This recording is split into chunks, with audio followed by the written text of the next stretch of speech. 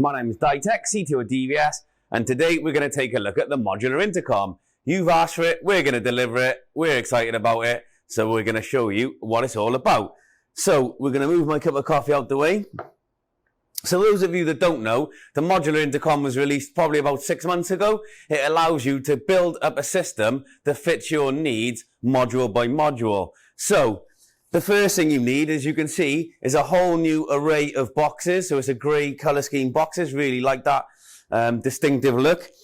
First thing you need is this master station. So a good point to point out is this actually now runs off standard PoE. It doesn't need the 24 volt DC passive injection hub anymore. It will run off a standard PoE switch. Whether that's a Hikvision switch or another, it really gives it a lot of versatility and makes it easy to incorporate into an existing network. So first thing you need to start off with is the master station. So you can see the part number on there. Let it come into focus. That is the master station. So if we open the master station, inside each box, remove it, you can see that's the master station. So on there, you'll see the built-in camera, one name tag, and you can write on there and close that up with a push button on there. The back name tags are now illuminated, so in the night that's illuminated, so you can print it off, stick it on there, or just handwrite it and it will be illuminated at night. So built-in camera, 2 megapixel camera. On the rear of the unit, you will see the connections. So there's the standard PoE input there, network connection, and then you have your RS-485 link out. And what we mean by that is these link cables that come inside the cages, so the actual flush mount or surface mount boxes, you'll see a link cable.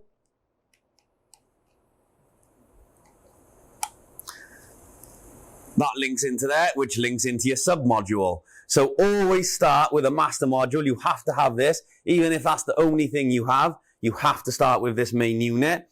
And then on the back then, you've got alarm inputs and door relay and door output. Depending on the lock type used and the power consumption, we can supply it directly from here, or you can use it as a relay depending on the setup. Every application is different. So that is the first module you start with. Okay, so other modules we have.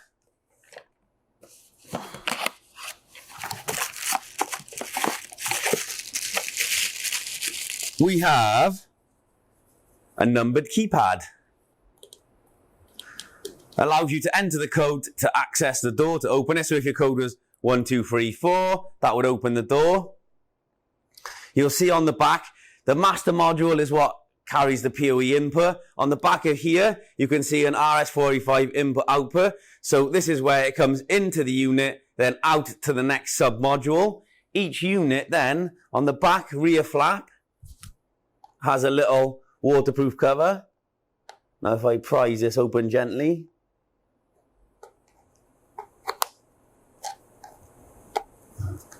you'll see there's a set of dip switches in there. Quite dark, I know, but under there you'll see a bank of dip switches. Each sub-module is addressed independently. That's how it takes its address on RS-485. So when you add it to IVMS 4200 to do the programming, you then see each sub-module and you give it its parameters and settings per module. So it's very important that every module you add has a separate unique ID underneath there. So we're going to put that one back here, move it out the way. Next we have, it's very satisfying opening these units up. For those of you that want to use third-party readers, so it might be on an apartment block, but you've got a separate system for access control, we do a blanking plate. So that you can fit your own reader onto that, should it fit on there, which will allow you then to incorporate an existing access control system into our system, should you need it. Or it might be that you just need a blanking module because you've used a three module station and you're only actually using 2 of them. Next one, we've got the indicator panel. So each box does come with its own instruction manual to make it easy. So again, with the indicator panel, let's remove this so you can see better. This is to show that the call is in use, talk now, and door release. So it shows you the different stages of how the call is being interpreted. So it's a visual indication. Not everyone will need that, but if you've got people that need that visual indication, then it's there. We've also got, it's falling all over the place here. We've also got our own built-in reader module. So again, if you want to use our intercom as an access control system, this is a reader module. Again, sits as a sub-module and allows you to program access cards through IMS 4200. So it becomes its own access system within its own right. We've also got a 6-button name tag unit. So again, another sub-module in and out. This is 6 names, all backlit, and you can support 1 master and 8 sub-modules. So you can actually have a lot of these fitted. So if you've got more than 6 apartments, or 7, because there's one built onto the main module, then you can fit multiples of these to give you the desired number. What have we also got? A really exciting development is hot off the press and soon to be launched for real. LCD panel. I don't know if you can see that there. LCD screen with up, down, OK, and return. So it gives you some information, some feedback, so you know what's happening with the system via an LCD communication panel. Not everyone will need that, but it's certainly a nice addition to the system. We'll show you that running in a bit. I was really excited about this, and it's something that I heavily got involved with to promote the use of within the system. What else have we got? New internal, small PoE indoor station. So on the back, so you can see the connections. Again, PoE input on the back there, along with your alarm connections, etc. But a nice sleek looking unit, touchscreen. That's the 7-inch unit. What we have also got, 10-inch unit. So the premium unit, 10-inch. So for those of you that want a larger display, that's sort of like iPad size. Other brands are available, of course. But again, that's the larger unit, again, PoE. So we'll have that running in a minute. What's also exciting is, we'll move these punkies out of the way. We have got 2-wire versions of this. So just in for testing now before release is a 2-wire version of the modular intercom. So if you've got an existing wired system that you want the new modular setup for, we can now do it, or very shortly we can do it. So using this 2-wire PSU, and depends on the system type and setup, you might need more than one. But this, you power this, it's the 2-wire interface there, so you pick up your existing analog cabling, for instance. Then it will interface over 2-wire into the new 2-wire master module. So again, master module, but instead of the PoE LAN input, it's got 2-wire interface. And then the rest of it is exactly the same. So you link with these with the RS485 comms cables to the other units. So that becomes a 2-wire interface. The rest of the modules sit as standard and program the same way, but you use this power supply to do it. And we have the same here is the 2-wire indoor station. So again, it's got a 2-wire input on there. So you can effectively use the modular intercom system over 2 wires to allow you to upgrade to a modern, really neat looking solution. Supports the HiConnect app still, so you've got no issues there. So really, really nice. The only thing you need to do is choose wherever you want. That's a 2 modular surface mount. We do them in surface and flush mount, don't forget. So flush mount 2, surface 1, surface 2, surface 3, another surface 3, or a flush mount 3. So you choose your appropriate installation method, whether you're going to do it flush or surface, and then how many modules you want. Again, you can fit, because of the link cables are quite big, you can fit multiples of these like side by side. So you could have 4 of them next to each other, or you could have them all in a row, depending on what your preference is. So we're going to show you the surface mount one. So again, this would be surface mounted on there. The modules fit in there, and we'll show you how to do that in a minute. 2 Allen keys there, which release the front of the cage. So simple. On the rear of the unit, you'll see there's a tamper pad. So that's where the master module sits. So basically, you fit that, slide it in. You can see the locator lugs on there, on the side. It sits in there nicely. On the back, You can see all the connections, and then you can see the grooves cut out where you link everything together. So fit this to the wall. There's mounting holes there. Fit all your modules in, and then that cover goes on to secure it, and you screw those Allen keys in. So one thing, so it's really simple to fit actually, very time saving. One thing I would be cautious of, I'm going to be honest about it, is the unit isn't vandal proof. So if you're looking for a true vandal resistant unit, this probably isn't for you. We've got the older Gen 1 Villa station, which has got stainless steel surrounds, which gives it some rigidity. So maybe that's a solution. We do have a stainless steel version coming out, which a stainless steel vandal proof intercom. So maybe that's for you. So two things to note is, one, it's not vandal proof, so just be a little bit aware of that, although it does look really nice and modern. So choose your installation carefully. And if you're fitting it onto a wall like that, that's fantastic. Make sure you run a bead of silicone on there just to give it that extra waterproof. We do have drain holes on there, so you can see on the bottom there are little lugs where if any water does build up behind. What you'll find is if you've got like a stippled wall or a brick wall where water can get behind, we do have little grooves the water can flow down if it does build up, but just be careful or mindful of the fact that you may need to add some waterproof protection around that. So a couple of little things to point out. It also isn't truly DDA compliant as well, although it does have a lot of the elements on there. We'll just get out the way as well. Hopefully you've enjoyed that. What I'm going to do now is build it all together and show you how you program it. So you've got a really good understanding of how the equipment, what parts you can choose and how that goes together and the range we include. The next step is how to program it and how to get it to work. And again, it's very, very simple. So I'm going to go and grab a standard PoE switch and we'll be back in 2 seconds. What you'll see here is I've got the 2 indoor stations, so little and large. So they're ready to go, powered by a standard Hikvision PoE switch. So you can see just a standard PoE switch and the cables. What you will see is if I bring you a little bit closer, tilt you down, there you go. So this is the intercom. So your PoE in, and then your link cables in, out, in, out, in, out, in, out, in, out. So what you'll see is the flaps on there. So adjusted, put all the individual dip switch settings in there to make them unique. Turn them over. Now I could either fit them like that, which is quite long. Well, most people would fit them like that on a building. Obviously they're going to be flush. We'll put it onto a desktop. So I'm going to leave them sort of like that so we can show some programming. I've got my laptop set up by there, if you can just see it. So I'm going to run IMS 4200 now. I've got an access card, which does nothing currently, but we'll program that up. So the system's ready to go.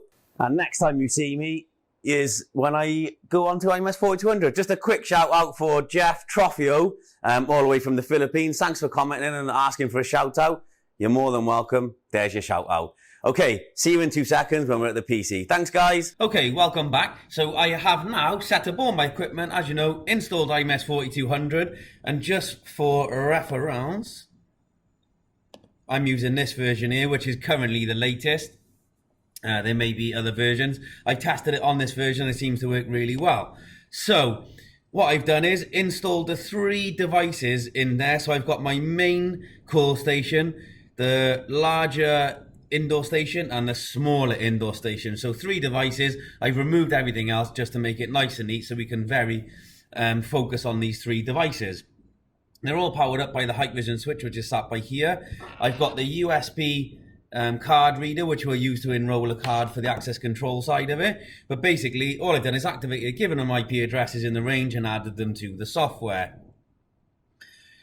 Next thing, I've addressed all the modules, so each one has in the booklet itself. Let me just get the booklet. In booklet that comes in there, no one's going to read it, but in the actual book itself, it tells you there what dip switches to use as to what address range those sub-modules should be. So because we're using the new LCD module, the screen for feedback, it's 1 master module plus 5 sub. The normal is 1 plus 8, but it reduces it to 5 sub-modules when we use the LCD module. But that's fine. So first thing we need to do is always check that your firmware is up to date. So if you go on to this website here, Europe portal. Now, if you're in the UK, click UK. If you're in the EU, you can use that one. The firmwares differ very slightly for our needs. Product firmware, access control video intercom, second generation video intercom, and you've got indoor station, modular door station. There's the latest firmwares. Main module, download the latest one and update it as necessary.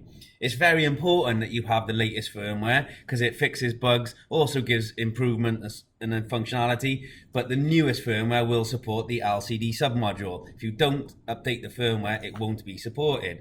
So, that out the way, if we go to remote configuration, you can see there's the model number of the master station, and there is the current latest UK version firmware. Other firmware may be available for other regions. So first thing to do is go through it, make sure you've set these as you want. So I've gone through and clicked synchronization for the time, synchronization successful. So now we're synchronized with the PC time. System update, I can back it up, update it, etc. there. Under intercom, ID configuration, we're setting it as a door station and I leave these as default. If I'm using it with a master and a substation, so there's like a different, say like a front entrance and a rear entrance, but they need to mimic each other's operations, 0 is the master, and then you can make that as 1 or 2 or 3 to make it the subunit. So, but for default, leave it as 0 if it's one entrance as one operation, and then you save that as needed. Time parameters, the maximum speaking duration and the maximum message duration. So you can set those as required. We're going to leave them as default. That generally works, no problem. Permission password. So this, we've got 3 passwords, public 1, 2, and 3. We can actually set the password. So on the keypad module, we can have 3 different passwords to allow us to use a password to gain access to through the door. So if, say, you're a cleaner or a tradesperson, or you're just, the emergency services, you can issue them a key password, which they can use to gain access through the door. You can set 3 different passwords. So the old password, I'm going to set it 1, 2, 3, 4, 5, 6. I already set that. And the new password, we're going to call 1, 2, 3, 4, 5, 6. 1, 2, 3, 4, 5, 6. Got to be 6 digits. Click save. That's now updated it. And I can do that 3 different passwords should I need. Access and elevator control. So we're not going to use the elevator control on this, but there is a separate thing for that if you need it. What you can do is there's 2 door outputs, 2 door relay outputs on the back of the master station. So it could be a vehicle access gate and a pedestrian gate. That's a common use in the UK, or just 2 entrance doors next to each other. So you've got door 1 and then door 2. What you can see is that door unlock duration is 15 seconds, and I called it main door. And then on door 2, door unlock may be 5 seconds because it's a smaller door and we called it side door, and we click save. Okay, that will save. 15 is the lowest, let's call it 20. So yeah, 15 is the lowest value currently. So I got one is 15, one is 20. Elevator control will ignore. Input output, so there is input outputs on the back of the unit. 2 door outputs, so I've set door 1 and door 2 both as electric lock. If you don't want door 2 to operate or door 1 to operate, you can actually disable those, and by default door 1 is enabled and door 2 is disabled, but I've gone and enabled door 1 and door 2 and saved that. You can adjust the volume, so the volume input output torque volume. Dial, so the main master module has 1 call button on there. So you can see just 1 button. I can either make it call the center, which is the software, IVMS 4200, that's running on a PC, which we will in this instance, or I can say call indoor station and set a room number. So I could have a dedicated room or apartment that takes any of those. So it could be a parcel, food delivery, tradesperson, DIY, etc. That could be routed to a dedicated apartment, so it could be the warden that stays in that apartment, or if you wanted to go to the call center, which is the software, which we will do, we'll route it to that. So click save on that.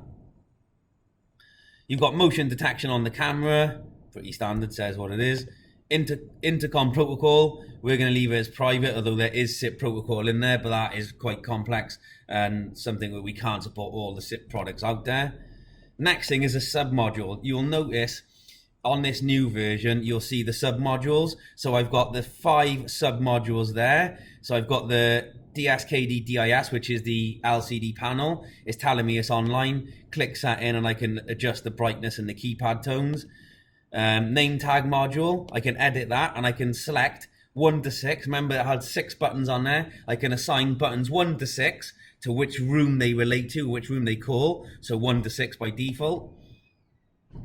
Then I can do card reader module. These ones you can't actually adjust. If you click on it, it says not supported. There is nothing to adjust in there. But if I had like 3 name tag modules, I'd have room 1 to 6, 7 to 12, 13 to whatever. I'm not very good at maths, but you get the idea. And you just keep going up. So the maximum we can support via name tag would be 1 master module and then 8 sub-modules, so 8 times 6. If you're using the LCD panel, it's 5 sub-modules, so it'd be 1 LCD panel and 4 times 6. So it really does depend on what you're trying to achieve. Past 30 doors, you need to speak to us really, and we'll see if this is the best solution or if we can use the Gen 1 stuff, which can be hundreds of apartments. Okay, so pretty simple. I guess you get the idea on that. Next one down is network. So you set your local network parameters as needed. Linked network parameters. So master station IP address. That's the IP address of this PC currently. That's what I'm using as the master station. The software.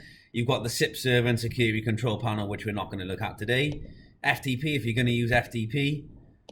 Advanced settings, your DNS settings. So this is where it routes outside for the high connect or offsite calling, etc. Video parameters, you can adjust the parameters as needed. So, play with that as you needed. And the same with backlight compensation, you can turn that on.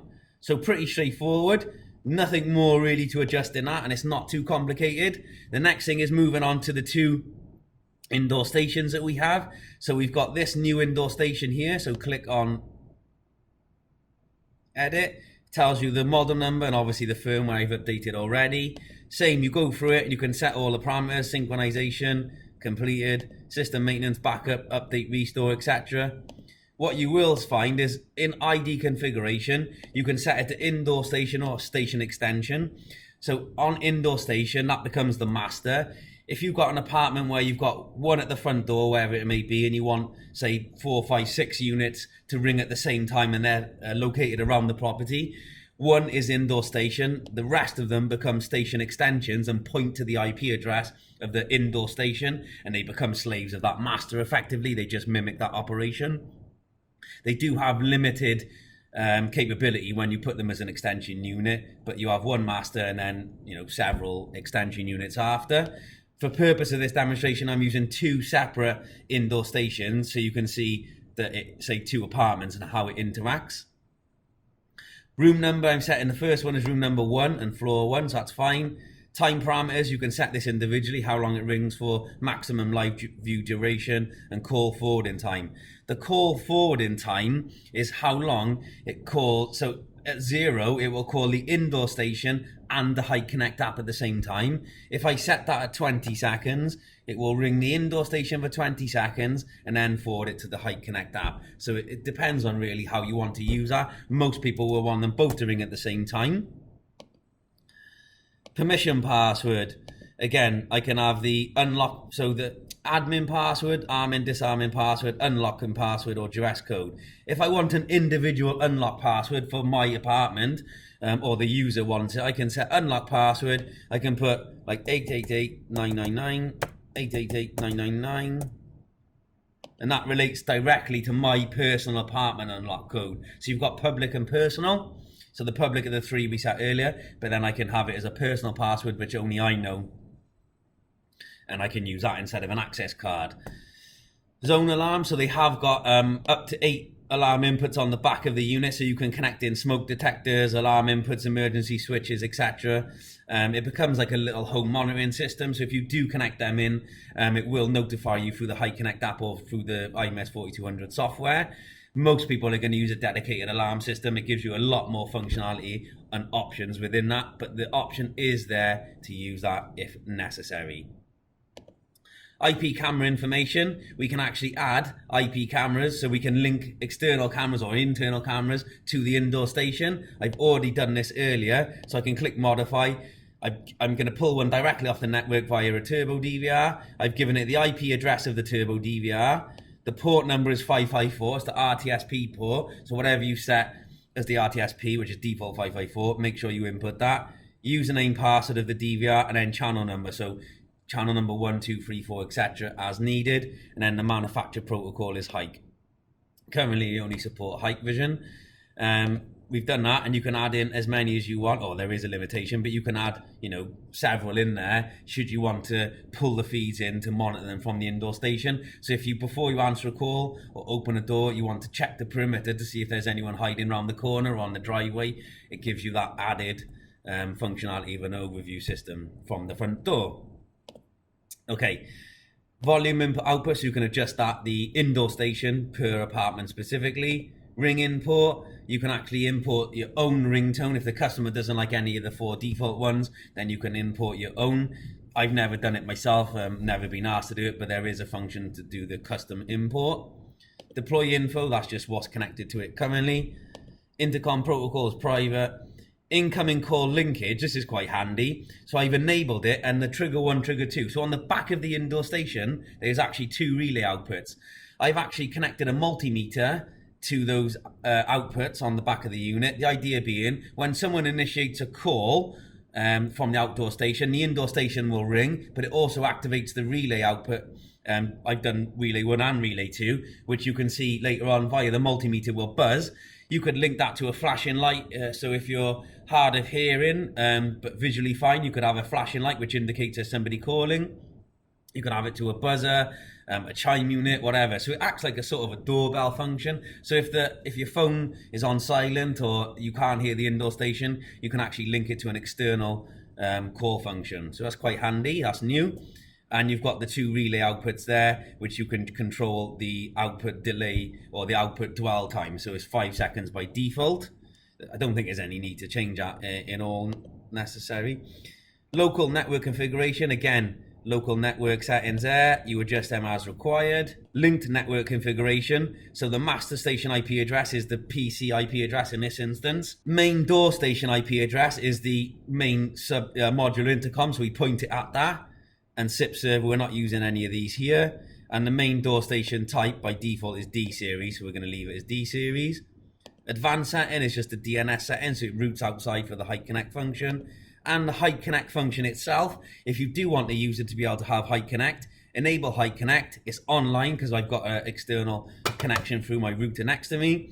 There's the server address, and that's the verification code. You can type any verification code in there and click save and give that to the user. So when they download the Hike Connect app and scan the QR code on the indoor station, it will then ask them for the verification code, which you've already given them or you can set for them.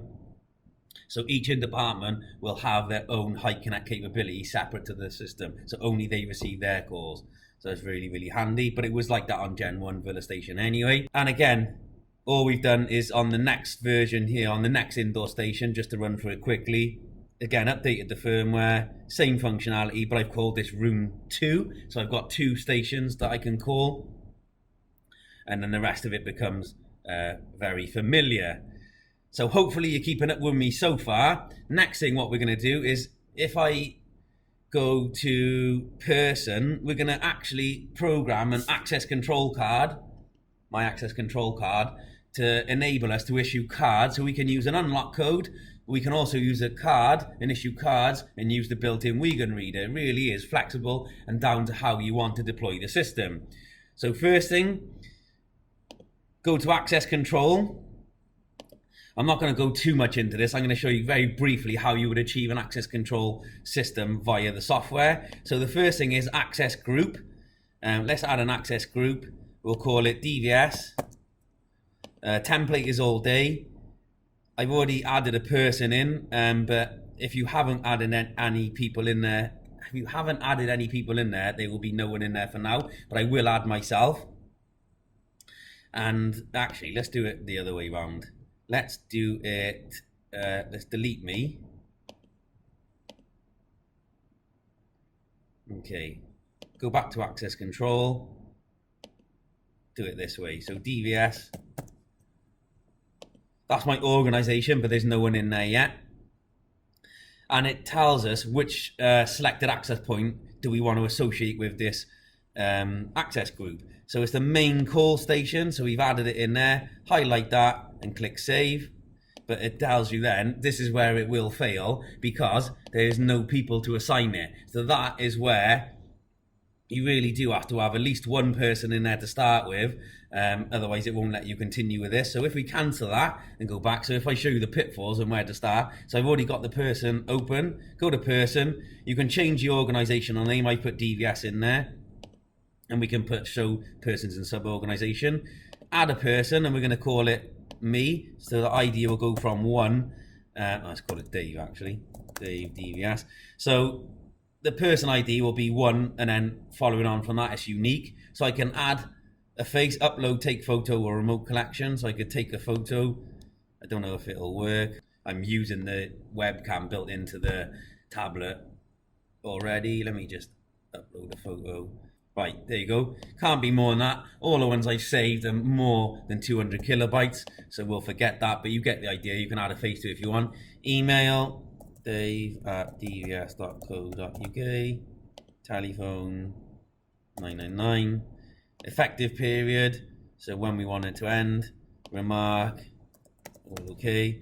So card, we're going to add a card reader. So I'm going to disconnect my network and plug. These Surface Pros are fantastic, but they've got one USB port on there. That's a failure. So I've connected my USB card reader now, so it's powered up. You can see the blue light. So we're going to add a card. I'm going to take my MyFair 1K Prox card. I'm going to click, well, settings. Firstly, select the card reader, which I have. So it's a MyFair card. That's the card reader. Local. You can do it remotely. If you've got access control equipment fitted on the site and you want to use it for remote collection, you can. But we'll leave it. That's fine, the settings on that. We're going to leave it as a normal card. Click read. Put the card on there. And it's read the card. Click add. So you can add more than one card. If you give them 2 cards, because they're prone to losing one, then you can just add another card. Fingerprint we're not using because it's the access control equipment. What we'll do is connect the network back in, and then under access control you can enter all sorts of stuff for the access control parameters, but under resident information we're going to bind it to a device and we're going to say the main indoor station.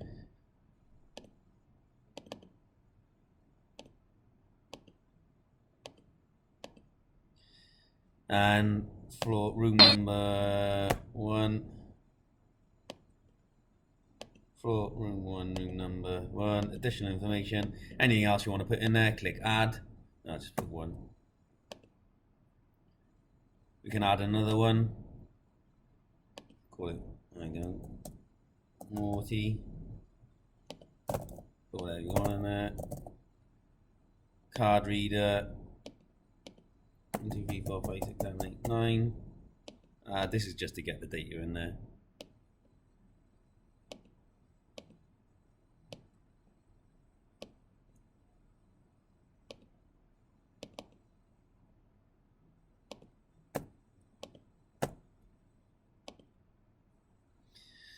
And you can keep adding that as needed. Right, that's pretty good. Yeah, so you've got 2 cards in there now. Obviously, you can put as many as you want in there. So under access control, go back to that. When I add a group now, you'll see, put DVS as the group name. 2 people in there, add them across. It's the main modular entrance panel. Select that, highlight it, and click save. Now it says to be applied, so click on that. Apply changes to device. That's going to download that data to my modular station. Okay, I know what it was. Under maintenance and management, because I disconnected my network to put this stupid USB card reader in there. You need to go into maintenance, refresh it so they come online. Hopefully now when I click it, apply changes to device, you can see there it's downloading it. I can know it's downloading because it says importing on the LCD panel, and now that will work. Still importing on there.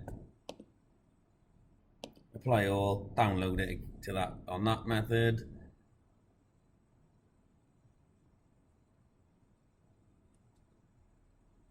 There we go, all applied. So therefore, always make sure when you try to do that, and don't go around in circles, that they're showing us online. So the way I normally do it to make sure is click on it, do apply changes to device, and then apply all to device, and that seems to work really nicely. Sometimes it does work if you do apply changes to device, but I find it does it best when you do that one and then that one. So that is now actually online. So if I take my card here, which we programmed, and just hold it on, I don't know if you can hear that, but that's actually working now. And we'll show you that up close and personal in a minute. Other than that, that's all you need to do for the access control side of it. So you've got your persons and access control. If you go to main view, to show you it working on the software, I can actually press and hold the button. We'll quick press it and it should ring the software. So you can see there, I'm actually calling the software because we set it to do that from the one button master module. I click answer, and then I can hang up, speak, open the door outputs, and then hang up. So you can use it within the software. It calls through, works really, really well. I'm trying to think if there's anything else in the software that we need to show you, or whether now we can go straight to show you it as an overview. Yeah, we'll go straight to show you as an overview now. So give me 2 ticks. I'm going to move back to the other camera and we'll show you that. Thanks, guys. Okay, so this is going to be an interesting one because I'm going to have to hold the camera and then show you what's going on. So we have got the main indoor station, touching it comes alive. The smaller one comes alive. My multimeter, which is linked to the output of that one. So when it rings, you'll see that the tone on that come through. It's a short on there. Got the Hikvision PoE switch. You've got the software running there with the live events on it. And we've got the modular intercom. So main module, as I said, is powered by PoE. That button there will link to the software there, and we'll call it. That's how we set it up. Got the LCD panel there. So if I press OK on that, it comes alive. So you've got visual prompts on there. So you can type the password in. It says to unlock it, type hash. So that it might be hash 888999 hash. The door is open. So that's the personal password that we set within the software. And when you do that, it tells you there on the first line that who opened the door is a personal password. Or you can press hash 123456 hash. The door is open. Door is unlocked, and that'll tell you the first line that it was the public one password. So I can do call from here. So I can press the buttons, or I can navigate through using these buttons. So I can press contacts up and down. So if I press contacts there, so I've got Dave and Morty. So if I want to ring Dave, click there, click OK. Click confirm to ring, OK.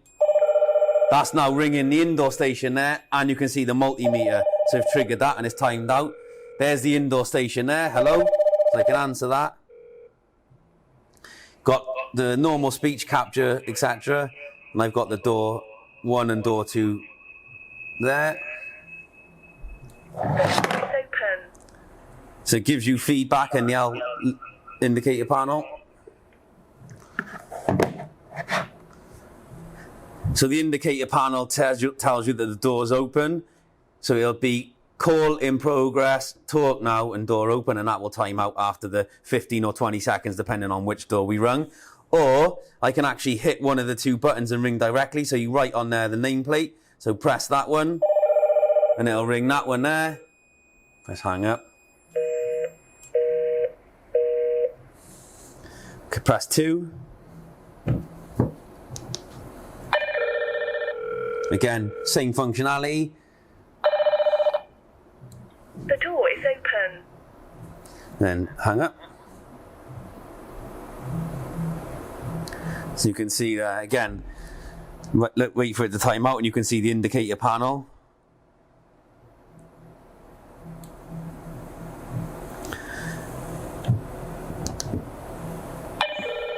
So call in progress, answer the call.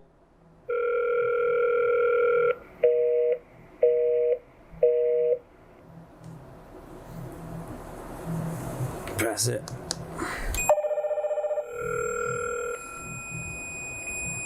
Hello. And then door unlocked. The door is open. And then hang up. So the indicator panel is that. If I take my access card, there's the built-in reader there. The door is open. Door is open. Again. Wait for it to time out. Blue light means door is open.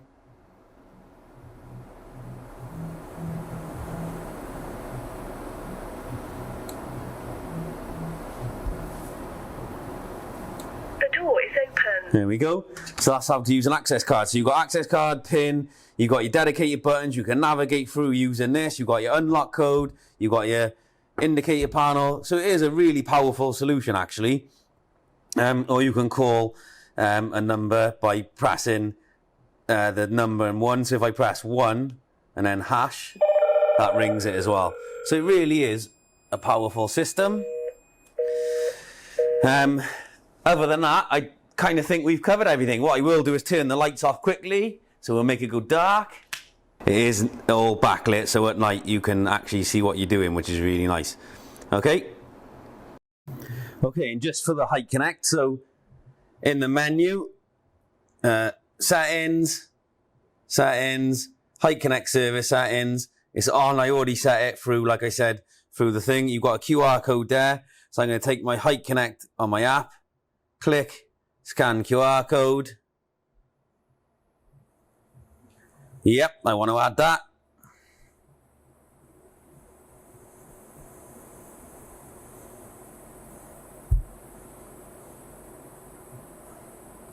Okay, so what'll happen now is, if I put this through, it's as simple as this. It really is as simple as this. So if I ring,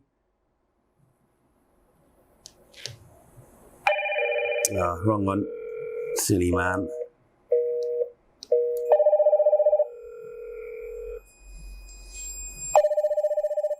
So you can see there, I can answer the phone there, and then still release the door, etc. Door 1, door 2. And stop that. So there you go. So that's all the functionality. So from all the way through, I know it was a long video, but you kind of got to show all the benefits of it to encourage you to get on board with it. If you've got any questions, please ask us here at DVS. The sales technical team, myself, even marketing will be really happy to help you. We hope you still enjoy the videos. I know that was a long-winded one, but they are really there to design to enable you to see how the technology works, if it is for you, is it deployable for you, and all the technical stuff in between. Thanks for all the likes, comments, and shares. Don't forget, keep tuning in, keep subscribing, and we'll see you next week for another how-to video. Cheers, guys. Bye.